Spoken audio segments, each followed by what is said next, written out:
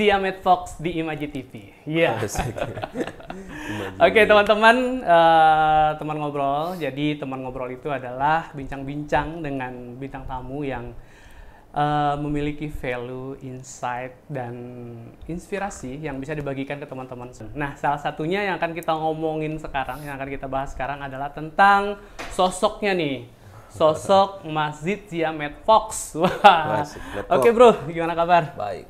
Oke, ini agak perlu juga sih. Ini first time kita ketemu. Oke, first time. Tapi ya sebelum kita ngobrol kan tentunya saya sudah beberapa kali ngulik gitu ya. Ternyata udah ada di Google juga, di platform juga ada ya musik-musiknya ya. Ada. Nah teman-teman, masjid ini seorang musisi di Kota Mataram. Selain itu juga ternyata orangnya juga nulis. Nah aku kalau udah soal tulisan tuh aku senang banget. Soalnya aku juga suka membaca ya, suka nulis juga walaupun belum jadi penulis. Nah jadi akan seru banget nih teman-teman. Kita akan ngobrolin tentang musik, tentang literasi ya pastinya ya, nulis, dan banyak lah nanti kita akan ngomongin. Tapi sebelumnya kita mau main game dulu nih. Game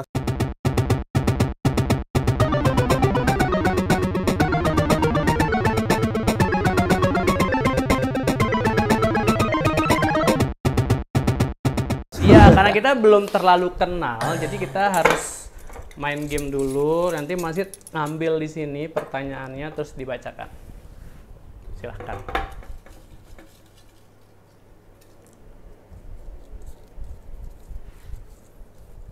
Ini random loh pertanyaannya, aku nggak baca semua loh. Apa pujian teraneh yang pernah kamu terima? Pujian teraneh. Oke. Pertanyaannya. Apa pujian teraneh yang pernah kamu terima? Dipuji tapi kok aneh gitu. Mungkin gitu kali ya. Apa ya? Paradok ya nih ya. Dipuji tapi aneh. Dipuji tapi dihina gitu. Iya. Ya. Atau nggak pernah gila dapet. itu ya kayak mungkin. Gila ya? Gila. Oh iya bener ya, kayak kita dibilang gila sih lo gitu. Iya, jadi sebenarnya ya sebenarnya gila tuh kan nggak bagus ya. Kayak ada umpatan atau apalah gitu, tapi kan sebenarnya maksudnya bukan secara mental ya, mungkin ya sesuatu yang mungkin dianggap enggak keren gitu. Di luar gitu, kebiasaan mungkin gitu ya. Maksudnya luar biasa lah gitu. Oke, berarti gila ya. Kita ambil berapa ya? 5 kali ya? Oke. Saya yang tarik ya. 3 aja ya, 3 aja nggak banyak. Nah, ini tim bumi bulat atau bumi datar? Sebenarnya nggak ikutin. Nggak ngurus ini ya. Tapi harus dijawab ya. boleh. Ya bulat tuh kayaknya. Bulat ya. Oke. Bumi bulat. Emang nggak terlalu ngurus itu ya. Satu lagi. Oke, kalau kamu memiliki burung beo peliharaan, apa yang akan kamu ajarkan untuk diucapkan? Burung beo. Iya. Ya dia bisa niru ya. Mau diajarin apa tuh burungnya? Ya banyak sih, tapi yang harus satu ya. Ya apa aja gitu. Yang kira-kira ini dia harus tahu nih. Saya kakak tua aja gitu. karena beo. Mungkin orang udah tahu dia kalau itu beo ya, Bil. Maksudnya saya kakak tua jadi agak kontradiktif ya. jadi dia ketahuan beo, maksudnya dia membeo gitu, dia nggak ngerti apa yang diomongin. Iya. Saya punya pengalaman ini sih tentang beo tuh. Jadi ada saya tulis di buku saya, buku cerita masa lalu tuh saya buat buku namanya judulnya Ya Ampun. Itu Ya diterbitin tahun 2022. Oh, pernah terbit. Ya. Itu tentang burung beo nggak salah. Jadi ada tante saya tuh punya warung gitu, terus dia melihara burung beo. Ketika itu waktu itu dia lagi masak dapur, nggak tahu dia mungkin lupa kalau punya burung beo. Jadi burung beo tuh ngomong gitu, beli. Jadi tante saya tuh keluar, pada dilihat nggak ada orang, lagi masuk beli. Waktu itu saya ada di sana juga kan, tidur, saya ikut deh ngintip dari ventilasi gitu. Ya ternyata burung itu karena dia itu mengikuti. manggil beli atau beli? Beli karena itu kan warung. Jadi karena banyak orang yang belanja di sana itu. Jadi dia menirukan itu. Beli. Jadi yang burungnya tuh inisiatif sendiri gitu ya niru. Oke. Jadi itu ditulis. Wah, luar biasa ya. Dari cerita-cerita sederhana begitu jadi tulisan teman-teman. Oke. Itu aja dulu ya, kita lanjut ngobrol. Oke, Mas Zid. Jadi yang kita tahu nih kemarin Mas Zid kan sempat sharing ya tentang musiknya gitu. Atau ini dulu deh, pengen tahu dulu the originnya Mas Zid gitu. Lahir di mana, besar di mana, terus perjalanannya kayak gimana sampai hari ini. Saya lahirnya di Mataram. Oh, Mataram ya. Kota Mataram ini. Iya. Itu orang tua yang ibu itu berasal dari Bali. Dia Bali asli.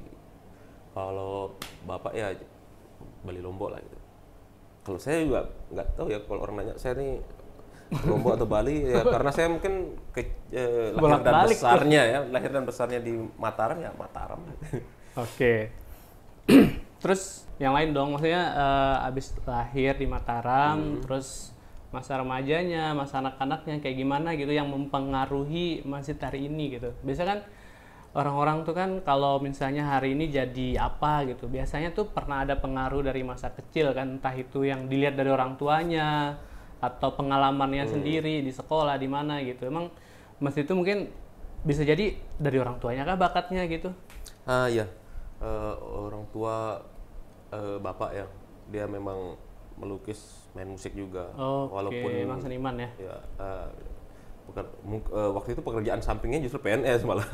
Karena dia lebih seneng main melukis dan main gambar sampai lupa kalau dia tuh PNS, tuh kan rambutnya sempat gondrong gitu. Tapi sekarang udah pensiun dini sih. Oke, jadi lebih banyak ke seninya sekarang berarti. Iya, jadi. Iya. Ada gennya ya. Berarti nurun dari orang tua berarti ya, dari bapak. Nah, terus akhirnya bisa jadi ini ngeband apa solo sih sebenarnya? Kalau sekarang nih konsepnya solo. Solo ya. Cuman pernah kayak ngeband juga. Iya, ngeband. Pernah ngeband juga. Oke, terus tiba-tiba sekarang kemarin sempat launching ya. Itu album apa sih? Iya, yang launching novel apa? Novel ya, novel. Kalau mini album itu udah yang ke-12 nggak salah. Berarti berkaryanya itu udah sejak tahun berapa nih? Kalau yang intens ya, mulai konsisten itu ya tahun 2000. Yang mulai pro lah gitu, yang mulai sebenarnya enggak. Maksudnya kan pro itu kan mungkin bukan berarti lebih diseriusin ya, diseriusin maksudnya kan. Sekitar tahun 2000 2001 itu. Pro itu kan kayak tergantung kita sih, maksudnya kita membawa diri kita itu pro atau enggak gitu kan, baru orang lain bisa menilai kan. Jadi kalau kita membawa diri kita bukan pro yang itu ya. Jadi kan orang kan kalau merasa dirinya belum bisa, ya orang lain juga nganggap dia nggak bisa kan biasanya kan. Jadi sudah sejak umur berapa merasa bahwa saya passionnya di sini nih gitu? Itu dari remaja ya. 2000 berapa ya? 2021 itu saya mulai buat band itu. Waktu itu namanya Tasmania, terus 2003 ganti nama jadi On Off. Sampai 2010 On Off tuh udah jadinya off. Beneran. Akhirnya saya solo karir 2010 tuh sampai 2011 kan.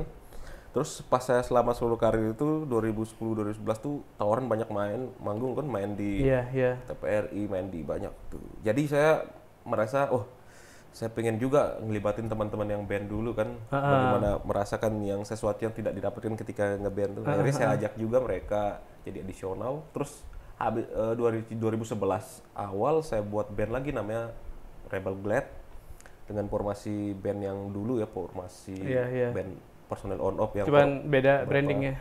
Iya, jadi namanya Rebel Glad sampai 2016 nggak salah. 2016 tuh saya keluar dari Rebel Glad. Saya nggak tahu ya, saya dipecat atau gimana kayaknya. Bener ya? Dia yang bikin dia. Iya, karena saya pendirinya. Ya udah keluar dipecat sih. Iya. Kayak kasusnya apa ya band nasional kayak gitu ya.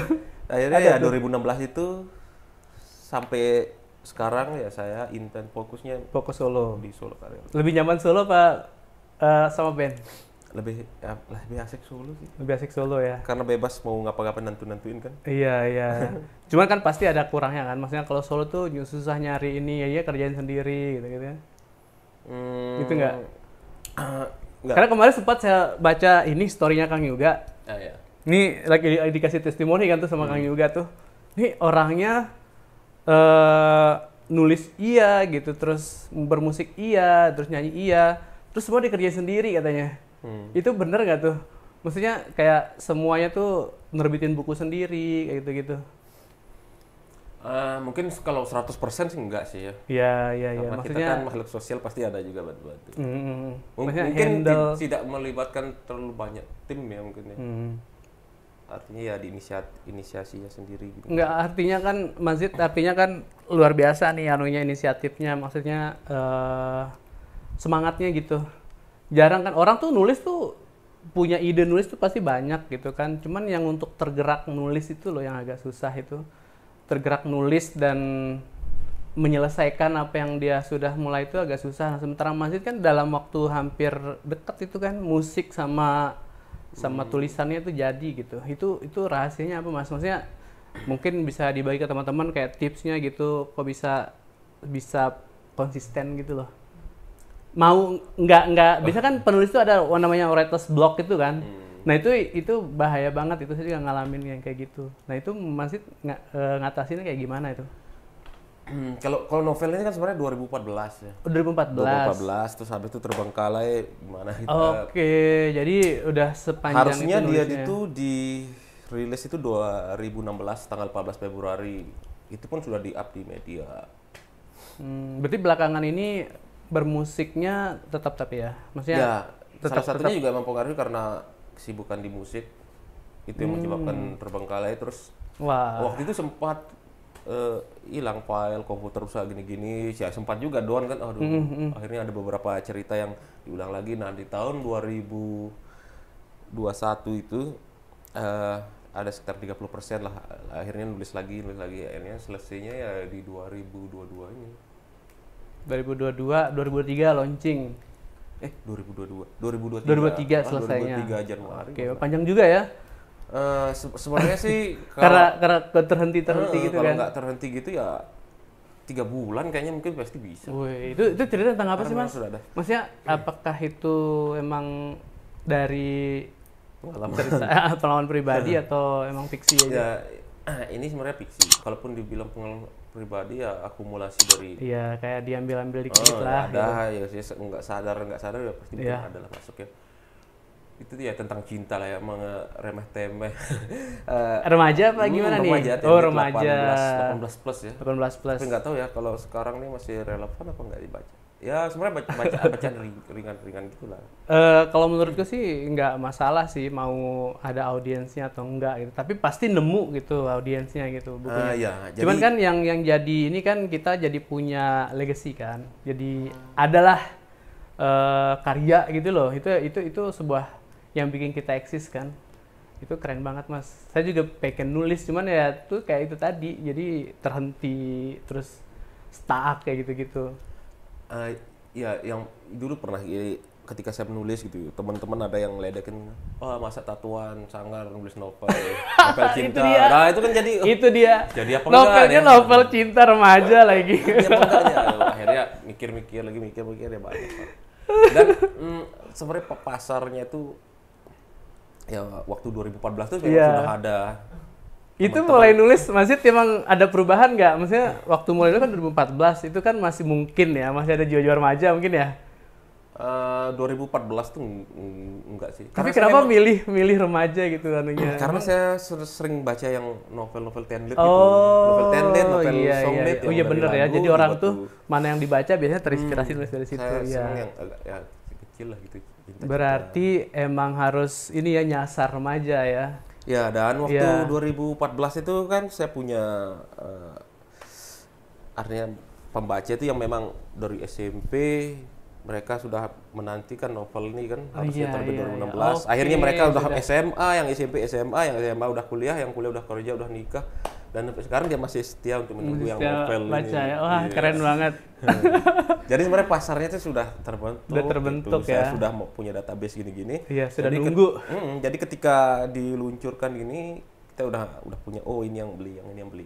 Kemarin launchingnya di mana Mas? Saya sempat nggak sempat datang kemarin. Malah deket sini ya, di Tom sini ya, Jalan Aneka. Yang di Dasanagong. Iya, Dasanagong Muhajirin. Oh iya di situ ya. Rencana sih pengen bikin lagi ada roadshow-nya kemana.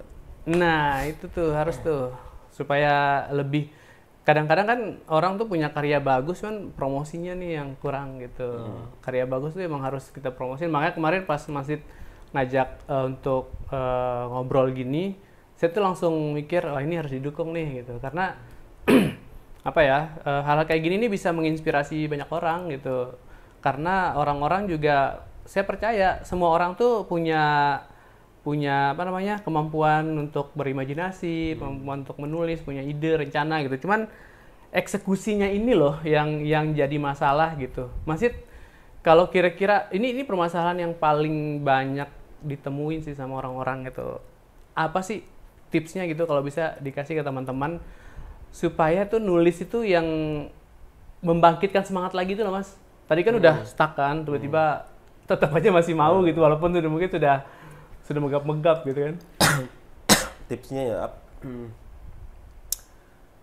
nggak usah mungkin secara berkeseluruhan ya mungkin ke karya.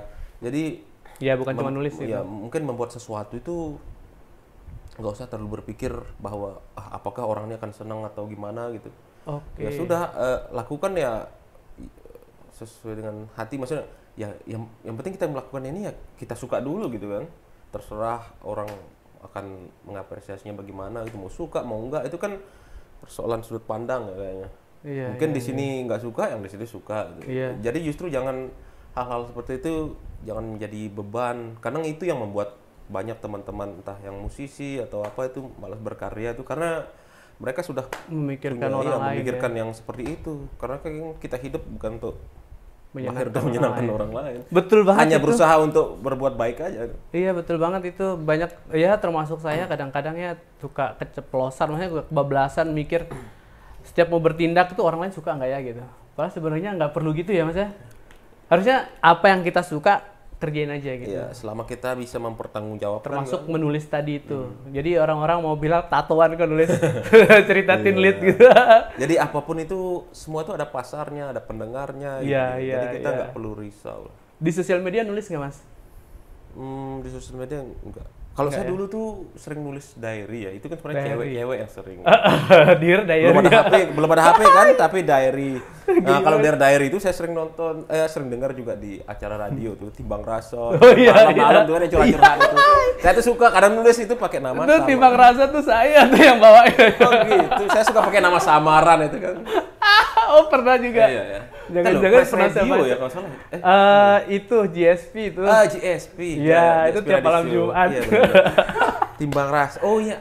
Iya, saya sering tuh sama Ria Koci itu saya sering bacain. Kalau nggak salah Press Radio juga ada. Timbang Ya, rasa ditimbang-timbang.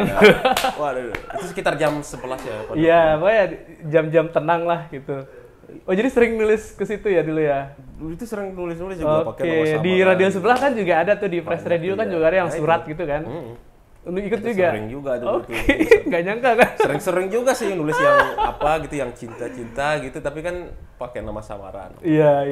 Kalau yang sekarang mungkin zamannya kayak Firsa Besari itu ya mungkin ya. Iya sih, emang orang tuh kadang ngelihat fisik tuh kayak nggak mungkin nulis gitu. Apalagi yang ditulisnya kan cerita gitu. Ya itu, karena sebenarnya kan emang nulis ini Mas, emang udah dari kecil ya? ya Bakat nulis atau gambar. Ya, Oke. ya sebenarnya itu kan bagaimana saya mengaplikasikan pikiran-pikiran itu kan aduh, kalau kita nggak apa istilahnya merealisasikannya jadi sesuatu kan akan kayak sampah jadi. Iya, jadi bahaya juga untuk kesehatan kan. Betul. Paling nggak ada sesuatu positif kita Ya lahirkan minimal dari pikiran. jadi diary ya. Ya, Bener. Saya juga berarti Mas itu orangnya introvert atau extrovert nih? ya kalau dilihat saya kan ekstrovert. Extrovert ya. Biasanya extrovert tuh lebih banyak ngomong daripada nulis gitu. Saya sih Kayak berpikir gabungan deh. saya berpikir bahwa ya kalau saya ngomong ya artinya sesuatu yang memang ada manfaatnya aja. Kalau saya kan dari kecil kan emang anaknya introvert kan. Jadi kayak misalnya ngerasain sesuatu, marah, senang, sedih itu agak sulit gitu nyampein ke orang gitu dulu. Jadi nulis gitu. Jadi dari riset tuh banyak juga dulu gitu. Dan itu nggak boleh orang lain baca. Maksudnya benar-benar privat gitu. Jadi kalau ada orang lain baca itu udah langsung wah gitu kan. Nah, jadi kita tuh ngerilisnya seperti itu karena orang introvert tuh kan nggak bisa misalnya yang marah terus langsung marah ngelabrak orangnya kan nggak bisa, jadi nyalurinnya nulis gitu. Makanya saya pikir tadi Mazid introvert gitu. Mungkin ternyata kalau introvertnya itu mungkin pas ketika ngelukis atau apa. Ada sesuatu yang berarti emang seni banget sih jiwanya. Artinya saya sebenarnya fleksibel ya. Iya, bisa di switch kapan aja. Ya kalau orang bilang itu saya itu bintang yang paling dibenci sama orang kayaknya. Kenapa begitu? Tahu nggak apa bintang? Apa? Gemini. Oh ya, Gemini. Katanya begitu ya. Jadi Gemini itu. Iya. Oh Gemini. Saya tuh kan bingung juga kan. Kayak bermuka dua dia bilang gitu.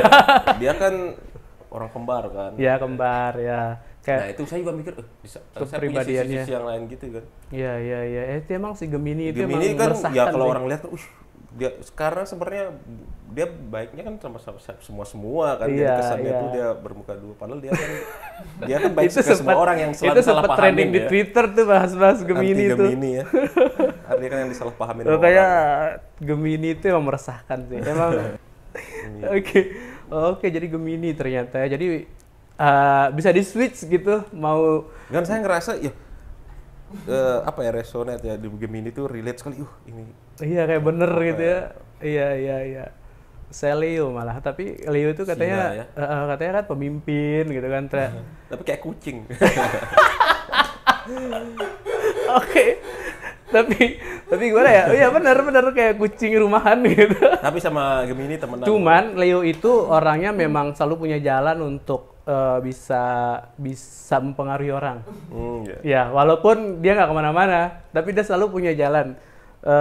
Termasuk Kang Yuga tuh Leo dia. Leo, nah itu. Jadi biasanya aku kedetek gitu siapa Leo itu biasanya kayak dari sikapnya, dari ini. Memang Leo itu orangnya itu emang kayak pemimpinnya tuh ada, walaupun orangnya introvert atau ekstrovert tuh jiwa pemimpinnya itu ada, tapi dia selalu punya cara untuk merilis jiwa pemimpinnya itu gitu. Maksudnya kayak mungkin, saya ambil contoh aja kayak di teman ngobrol ini kan. Sebenarnya saya tuh paling nggak bisa untuk dikenal orang, itu kayak takut jadi spotlight gitu loh mas. Tapi ada di dalam diri saya tuh yang pengen banget dikenal orang gitu. Nah itu kayak tarik menarik. Nah jadi mikirnya gimana supaya saya itu nggak kemana-mana tapi saya bisa di mana-mana gitu. Saya bisa datengin teman-teman ngobrol ya kayak gini lah jadinya gitu. Jadi Leo tuh memang kalau dilihat dibaca ngomongin zodiak ya. Jadi gini. Leo tuh memang rata-rata ya, teman-teman yang Leo itu memang punya jiwa kepemimpinan dan dia tuh orang salah satu apa istilahnya apa istilahnya? Jadi pusat perhatian itu juga termasuk. Leo tuh memang gitu. Perhatian dan itulah di Leo tuh kalau dendam juga tuh pemimpin juga. Kalau keras gitulah. Oke. Jadi bahas zodiak. Kalian aja Sio gitu. Abis itu Fania nih jatuh. Dia kan mengaku hamil ceritanya nih si Fania nih. Padahal ternyata nggak hamil gitu supaya Rau ini. Wah drama supaya Rau ini mempertanggungjawabkan lah perbuatannya karena Rau ini ternyata pernah juga ngegas sih. Gitu. Nah akhirnya pas ketika naik motor itu si Rau dan Fania jatuh.